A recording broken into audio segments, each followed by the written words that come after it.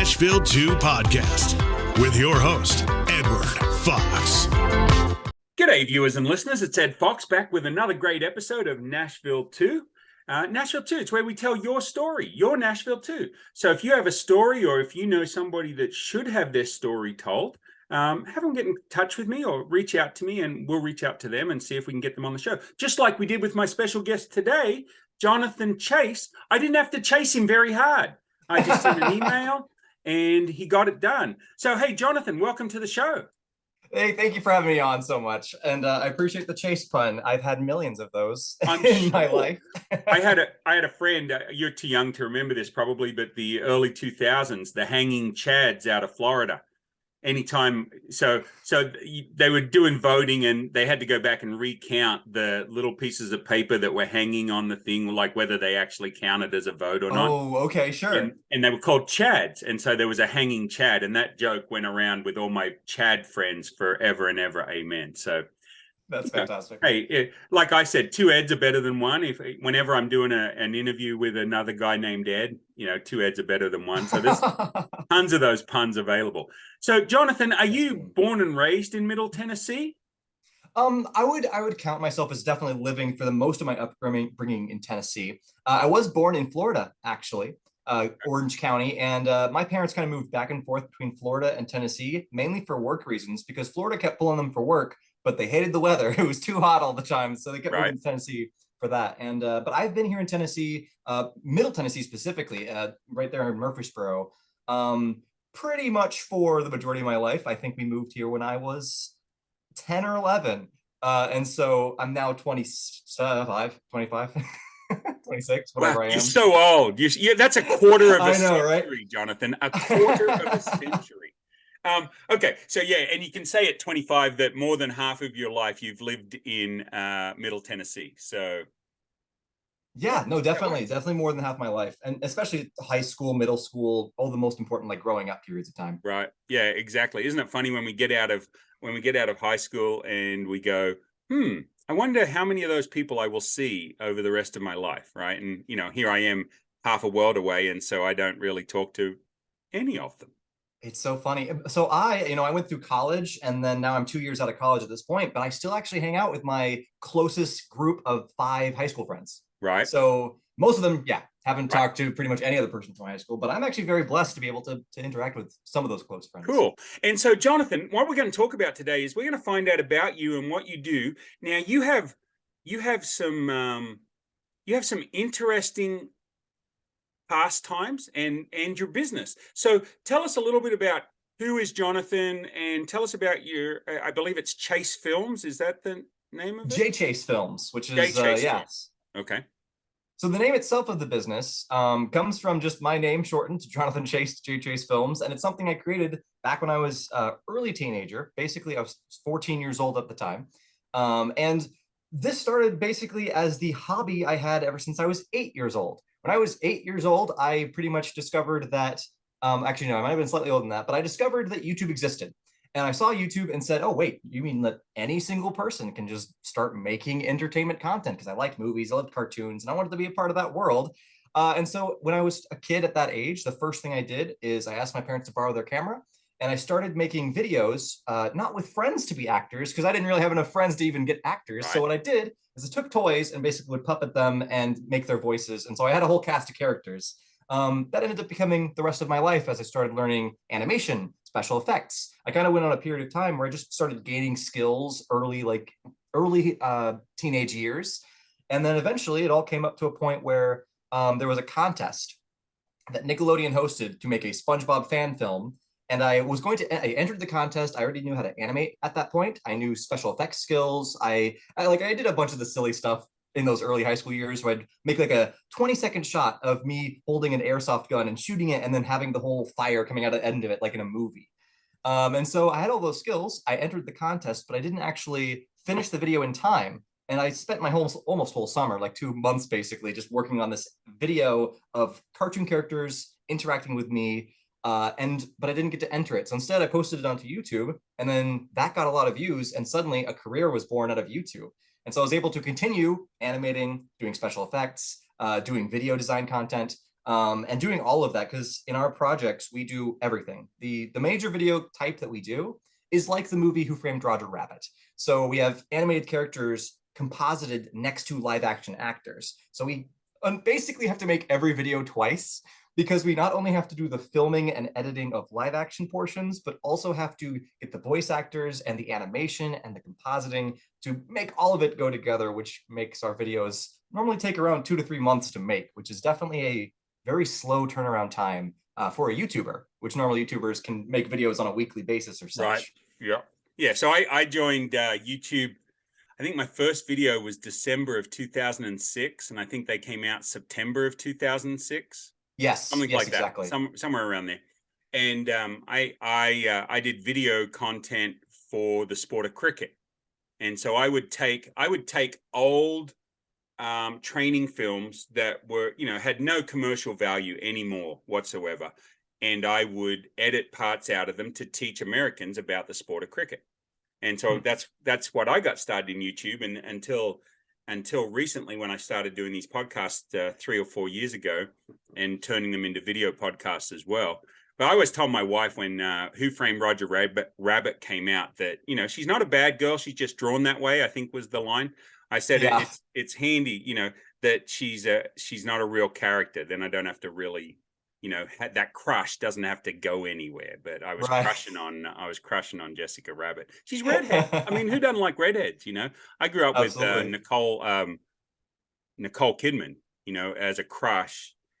Her and I are about the same age, and she did this movie, and she probably wishes nobody knew about it, but it's called BMX Bandits, and she's got a big orange afro riding a BMX bike as like a 14 or a 15-year-old. You might be able to find it on YouTube, probably. So much stuff is able to be found on YouTube these days. Exactly. So how did you take that? You got that accolade on YouTube. People were, it went kind of viral sort of thing. And how did you turn that into a business? What did you know about business to turn it into a business? So thankfully, my main thing I'd say that would help me out is the fact that both of my mom and my dad are basically self-made, business people. They both had their own businesses. They did their own things. And so they helped me a lot with understanding what it's like to run things on a business side. Because on a creative side, I'd been doing it for years. I can make a video. Right. And even at that point, I'd understood YouTube enough to understand like what audiences want to see. And so I was able to start making more videos of the same type and just understanding that, hey, okay, audiences like this, let's try to continue making that as a series. And then understanding what each episode is going to be about. How can we make each episode of the series individually pop out on the YouTube homepage when they're competing against millions of other videos? Right. But yeah, my mother, especially would help me understand the finances. I got the bank account set up, all that stuff. And then contacting people, getting people starting. By the time a couple of years down the line, I had enough money from the business, I was able to put it back into the business. Oh, cool. And I was able to start hiring other animators, some of which are more talented than I am. So I would often give, we have a specific animator who lives overseas. We've been working with him for about 6 years now. And so I'm able to basically give him the most cool shot of each video and be like, here, I know you're gonna do a better job than I can. And it's gonna take you a while, but by the time it's back, it just makes the video better. Right. So yeah, a lot of just mixed inspirations and people to help me understand the business side of things and how to orchestrate all these things on a business side.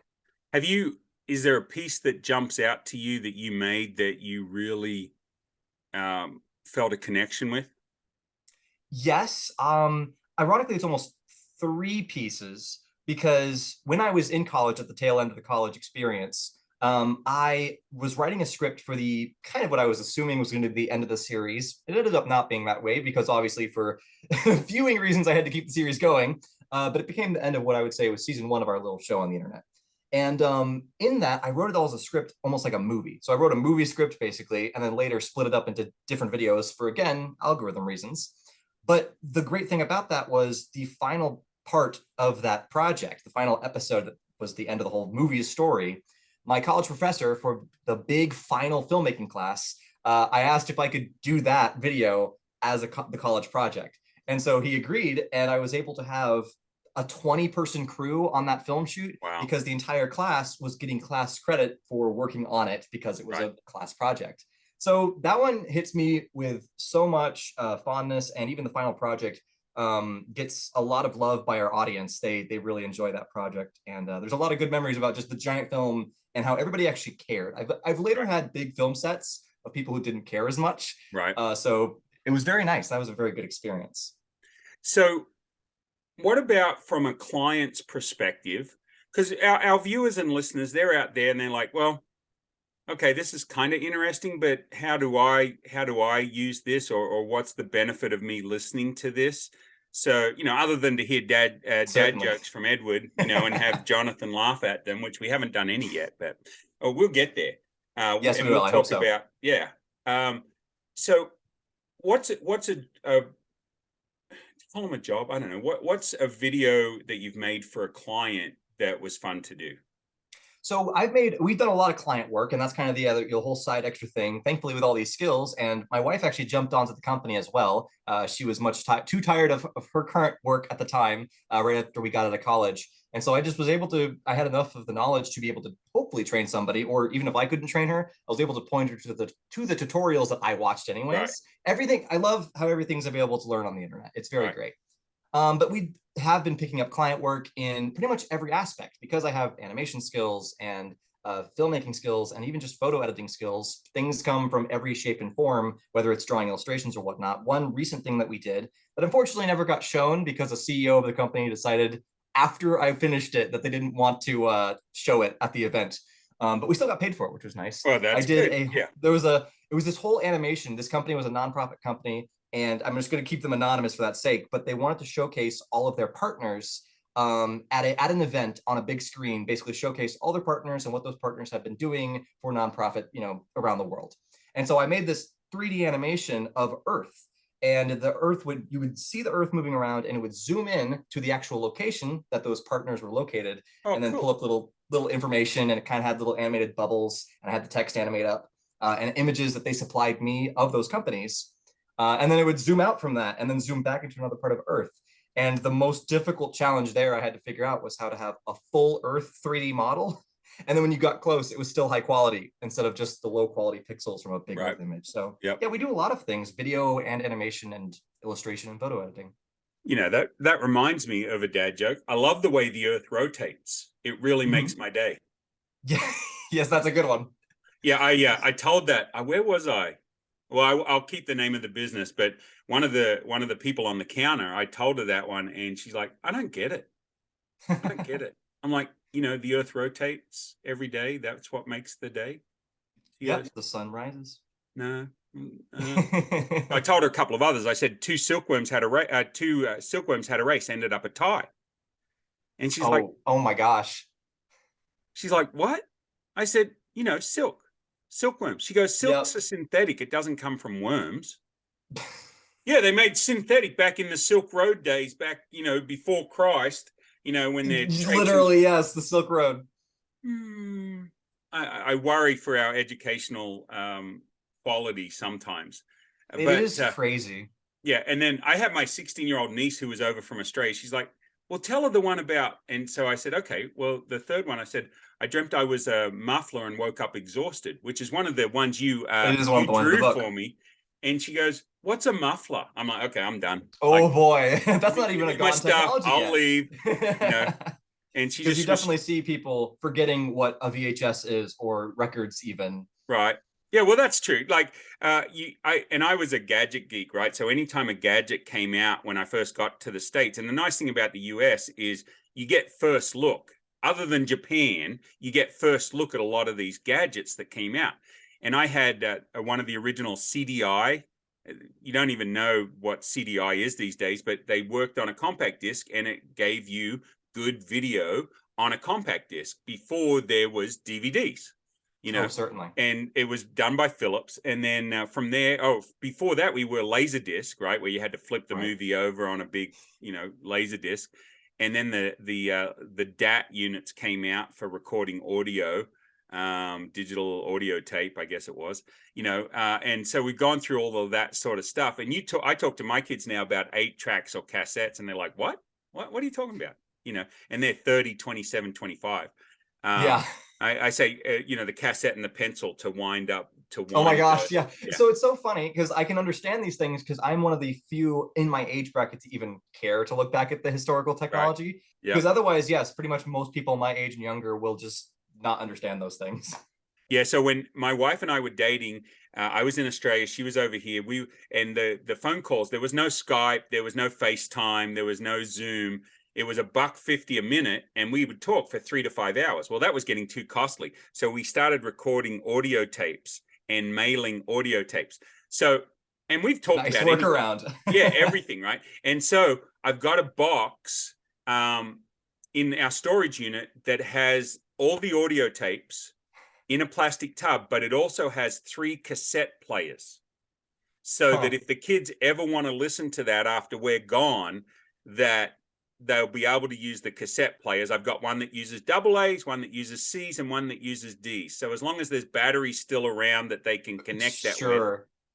But it'll be interesting to see. Alice, my wife, said I should digitize them, and I said, I don't want to listen to those. It's embarrassing to go back and listen to some of that stuff now that we used to talk about as I was 22. And so just that sort of stuff. So for somebody that is interested in hiring you for a project, because you and I met through, I had asked for a connection on Connect Nashville, which is a great platform with like 13,000 members on a Facebook group here in Nashville, Middle Tennessee. And they hold events every day, open networking events every day that we can go to. But I had said, hey, look, I'm looking for somebody that could do some illustrations. They had given me your name. We connected. You sent me some samples. They were good. I hired you to do one of my books, one of my dad joke books, right? Let me see if I've got a background here while I'm still talking. And we were able to talk, and you came through with that sort of stuff. But if somebody's interested in hiring you for a project, anything from illustrations to video to film, what sort of clients are you guys currently taking on? This is my dad joke books. Yes. So if you're listening on the podcast, sorry, just a sec. I'm going to do a shameless plug here. No, perfect. Please do. If you're listening on the podcast, you can't see these books, but these books will have illustrations in them over the next coming months. We've already got 20 done for one book. They're available on Amazon Kindle right now without the pictures, but we're going to edit those and put the pictures up. And then I'll be printing them and handing them out at networking events at Connect Nashville. So if you want a free book, or go onto Amazon once I've done the print books, and you'll be able to buy them for your dad during Father's Day, probably. So that's the shameless plug. So what sort of clients are you currently looking for or would like to work with right now? I think the primary things that like our company and skill set works best for are, I'd say either, still image things that are either obviously illustrations or something that's very applicable to the thing I do almost every day anyways. But also kind of marketing such materials, whether it's advertising, if you want a commercial made like filmed and whatnot, we have the capability to film, edit, produce all these kind of things. And so it's no matter how fake or real you want it to look, we have cameras. We can do the filming side of things to make realistic things, whether it's photography, editing. We have the skills to almost do anything. And so yeah, we definitely do take on like that big Earth rotating project was a 3-dimensional animation. Compared to recently, I've actually done something for another YouTuber who they just published their thing online and said, hey, I'm looking for somebody to do this. And so I made an animated logo for them so that their lower third would always show up with their name in their videos, and boom, animated logo. So we do a lot of illustration work. We can make vector images. We kind of have our hand dipped into every skill set. And people don't have to think it's too expensive. Obviously, a big project could be very expensive, yes, right? But again, they're going to get a lot of use out of that big project, whatever it is.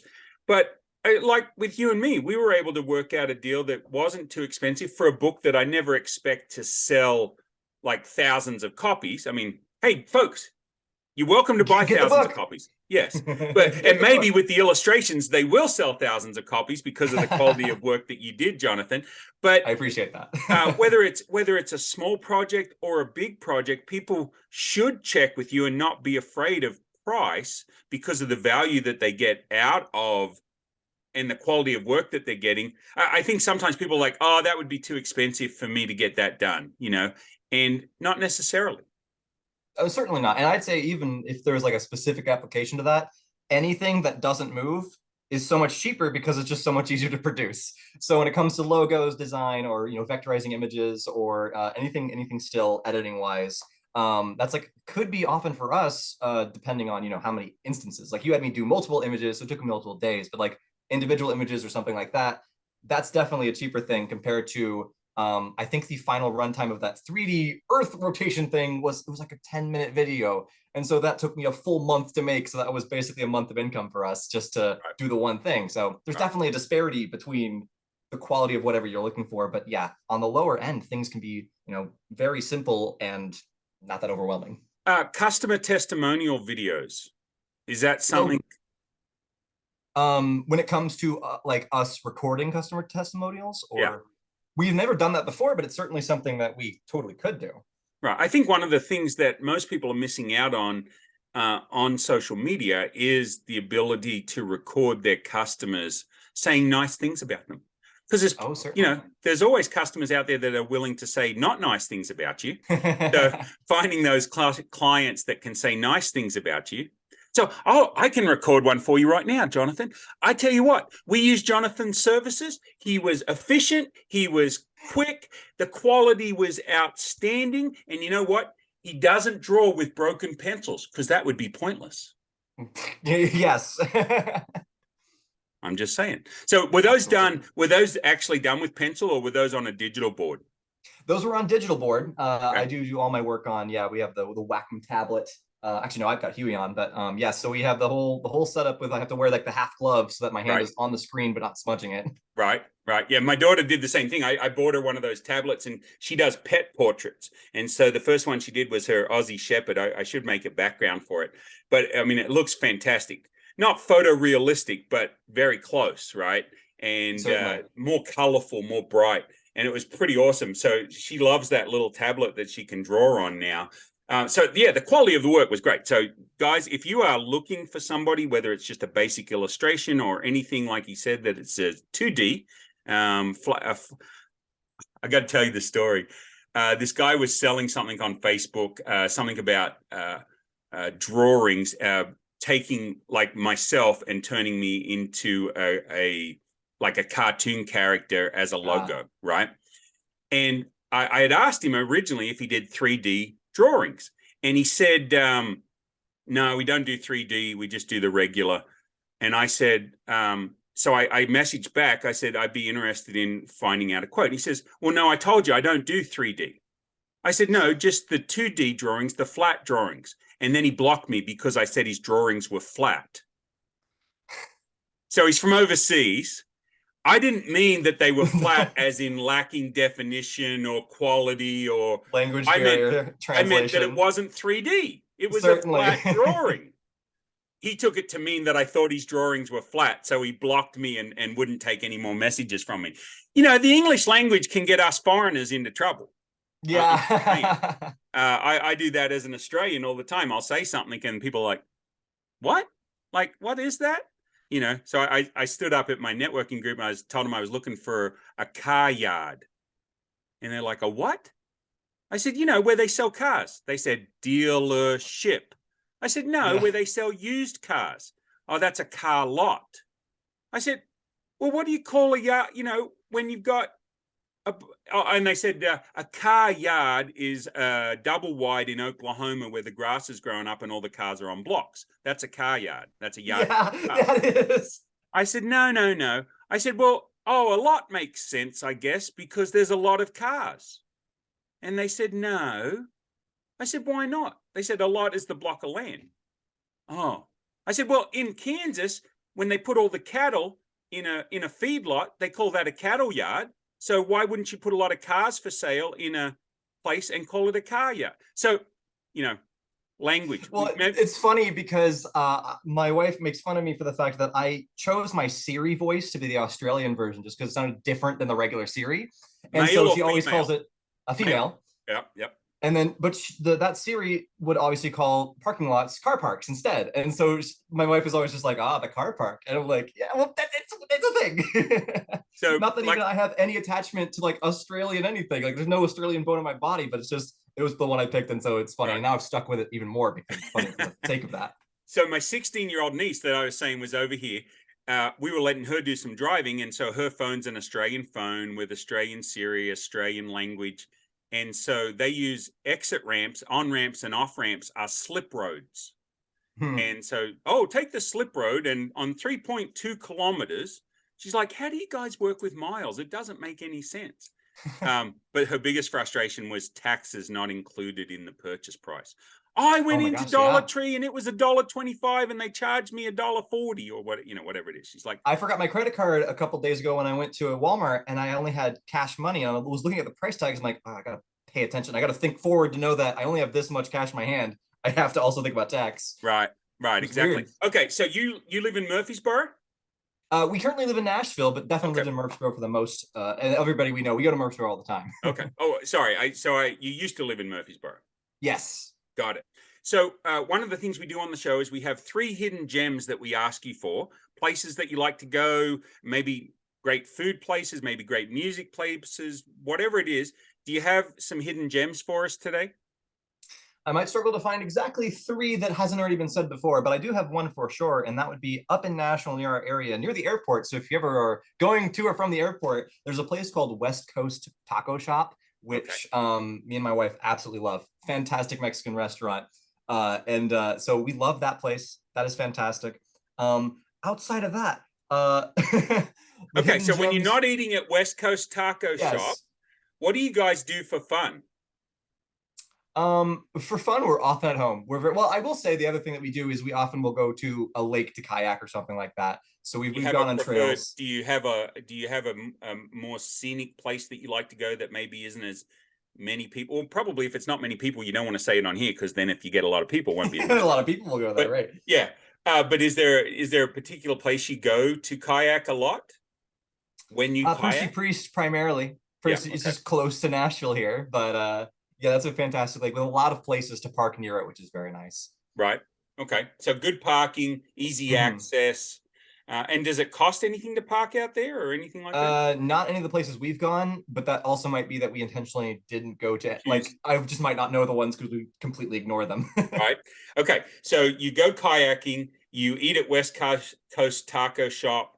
I need one more. We need to draw out one more. One more something spot. you do. Well, it doesn't have to be for fun, but a place that you do find yourselves gravitating towards for whatever reason, whether it be a church, whether it be a movie theater, whether it be. Right. Yeah, exactly. And different people. We've been to big churches. We've been to smaller churches. We've been to no churches, so we've gone through all the phases. But we're at Gateway Community, and there's like 5 of them. This one's a Gateway Community over on Franklin Road, is a Nazarene church, and the same preacher's been there for 24 years. And him and I just connect. He appreciates my humor, which is good. We were talking the other day about Monty Python's Life of Brian. And not everybody at church can appreciate Monty Python's Life of Brian. No, they cannot. Right. And so, but people get these perceptions in their head, right? And it's the same as when I have people on like you, that there's people that perceive what you do to be too expensive that they can't afford it, right? Which is a mistake. So do you have a website that they can go to, by the way? Currently, no. We are working on that and also working on putting ourselves on the platforms that you would like normally go to hire people anyways. Right. So social media, though, do you upkeep any social media? We have social media, but it's all mainly for our YouTube business and not actually for client work. Okay. So folks, I will draw it out of him at some point. We will have the YouTube channel anyway, but I wanted to keep telling my story, but I wanted to throw in there how they could get a hold of you. So we'll have it in the show notes. Be sure to check the show notes. All of Jonathan's will probably include like my email. We just have like a direct business email, which will probably be the best now. Yeah, and that's how you and I connected, was email, Facebook Messenger and stuff. So that's great. So and now I've forgotten the story that I was telling. Oh, Life of Brian, right? Yes. And so trying to sit them down and help them understand that when Brian is hanging on the cross, for those of you that have not seen it, Brian's saying, "I'm not the Messiah. I'm not the guy." And people go, "Oh, it's blasphemous to show that." I'm like, no. He's telling us that he wasn't the guy and that we shouldn't hold him up to that level. And I told Pastor Allen, I said, the song, not all of it, but parts of the song I want played at my funeral, always look on the bright side of life. And my wife's like, you can't tell him to play a Monty Python song for your funeral. I'm like, yeah, I can. I can. That would be fun. I think that and Don't Worry, Be Happy. She goes, I'll be sitting there bawling and you're playing Look on the Bright Side of Life and Don't Worry, Be Happy. Hey, it's my funeral. Yeah. It's your funeral. That's right. A guy called me up the other day. He said he wanted to sell me a coffin. I told him that's the last thing I need. It will be the very last. Exactly. Putting the fun back into funerals. Yes, indeed. So I wish I had as many puns so I could just jump in on the bandwagon, but I don't. Yeah, well, that's okay. That's okay. Sometimes it's a trained. You are trained. You're a skilled pun master. That's right. That's right. Well, every time you drove past the cemetery, Dad would say, "Oh, that's the dead center of town, right there." Yep. Huh? That's funny because it also reminds me. I almost said this as one of my 3 spots because I've never even gone there. We've driven by it so many times, but the geographical center of Murfreesboro is right next to MTSU, and so it's like we saw it all the time when we were in college, and it was really funny. Right. Yeah, exactly. So we lived in Kansas for 30 years, and having the corner, it touches the 4 states, and like, oh yeah, the kids wanted to go there, and so I drove up there. It wasn't too far, a couple of hours, and they're like, this is it? I said, yeah, go stand right there. We'll take a photo, then we'll go. Okay. Or highway road signs. Me and my wife love on road trips to take pictures of those. Right. Yeah. And I always love the ones like, I went to Paris the other day, Paris, Texas. Yep. And they've got a Paris, Queensland, I think it is, that I've been through too in Australia. And so all of those, but some of the Australian names are kind of fun. I think that would be a fun series for you guys, you and your wife, to take a trip to Australia and see a name of a town or something, and then like draw a cartoon that comes to your mind when you think of that town. So like we have towns like Come By Chance, Kick a Tin Along, Drag a Bag Along. I don't know if we have. Oh my gosh, those are fun. Right, but we have all of these sorts of stuff, and you have this mix of European names and the mix of Aboriginal names, and that sort of thing that goes along. So, anything else we need to know about Jonathan or Jay Chase Films, or what you do? What's your wife do for the business? Almost you all in the line. same things I do. She's your handler. Yeah, well, honestly, me and her almost do the exact same tasks. There's just so much of the tasks that we just split up the work. There's only a couple of things that I do that she doesn't, and that's kind of like finishing, compositing of something together or something like that. Other than that, most of the granular things when it comes to animation or stuff like that, I do a bit more drawing than she does. But yeah, we need a draw off. We need me as the moderator, and you and your wife, and we'll do a shared whiteboard on Zoom. Battle of the Pens. Battle of the Pens. There you go. And we can have a shared whiteboard on Zoom, and I can say, cowboy hat. And we'll see who draws the best cowboy hat the fastest. Kangaroo. The Batman building. Oh, sorry, the AT&T building. Whatever it is. Yeah. I have a feeling she'll immediately not accept that challenge. She often will. She will often say that I am the one who draws more. I mean, I drew ever since. That was the first skill I learned. Was when I was a kid. I started drawing. Yeah. So, but yeah, whenever we're playing, there's like games like Pictionary or something like that, and it's like, well, Jonathan's gonna do good. Jonathan's on my team. Jonathan's on my team. That's what I'm going to say. Well, hey, it's been fun having you on the show. We could talk for probably an hour, but people should reach out to you because you can do some cool stuff for them, for their business, for their nonprofit, for their personal brand. I'm sure you could do a lot of stuff for a personal brand as well. Absolutely. Podcasters, YouTubers, all that sort of stuff. Logos, profile icons, headers on social media pages, stuff like that. Yeah, maybe I need to get you to draw a full color American flag Ed with the cowboy hat. We need to maybe. Certainly. Absolutely. Yeah. Okay. I'm thinking now. My dad said, up here for thinking, down there for dancing. I don't. Yeah. Dance. Art goes in so many different things, and so we're able to kind of work on advertising, marketing, front face, logo and brand design, stuff like that. Right. Yeah. Absolutely. I had one more thought, but I'm going to let it go because I can't remember it. Goodbye thought. Yeah, goodbye thought. That's why I keep the hat on to try and keep them all in. But so, Jonathan, what would be a third hidden gem that you might like to mention? It's tough. I almost actually wanted to say, unfortunately, there's actually a restaurant that got closed down called the Soda Parlor that I almost wanted to say, but it doesn't exist anymore, so I can't even say it. So, folks, what he's saying is, Nina, I got to go to the Soda Parlor and you didn't. Yeah, it was neat. We still have merchandise from it, but it doesn't exist anymore. But like we mainly stay at home a whole lot. We're fairly homebodies, and we played board games a lot. I'd say if there's anything that I could like. Sorry, I was going to say, and that's BOARD, not BORED.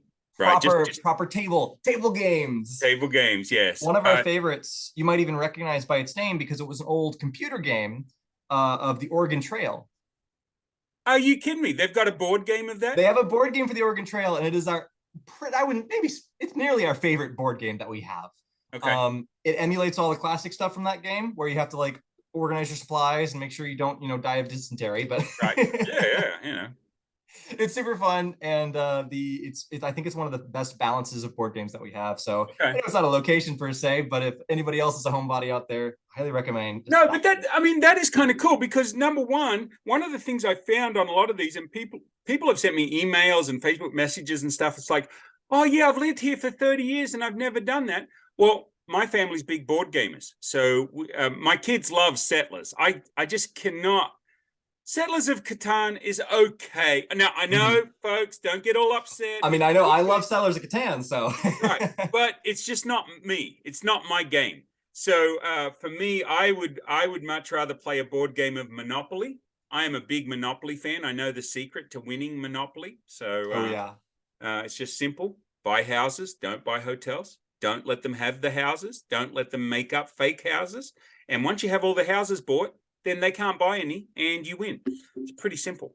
I would say the Oregon Trail board game is the Monopoly of Settlers of Catan, which is a weird statement to say, but you go from one side of the board to the other and you collect resources throughout, but you're not like tied to anything. So you can go back and buy other resources or block off other people as the path is built. Okay. That's cool. And so who makes the Oregon Trail board game, or where would we find it?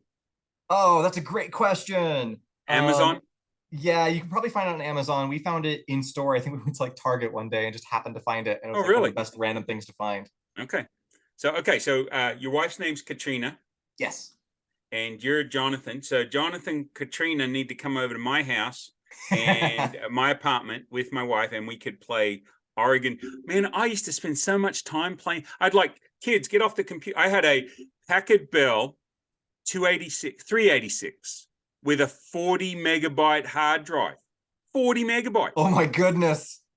1990. I don't know when, don't know when Oregon Trail came out, but I knew I loved playing it. In fact, I downloaded a classic DOS window version of it, a DOS version of it the other, about 6 months ago, and was playing it for a while, but. That's awesome. Well, I'm glad I was able to bring up something so perfect for you. I'm glad you brought that up. So, hey, thanks a lot. And, look for this episode in a few weeks. And folks, if you're listening to it, make sure you go and check out Jonathan's social media platforms and his YouTube channel and stuff, and we'll have all that in the show notes. Thanks, and have a great day. This is the Nashville 2 podcast with your host, Edward Fox.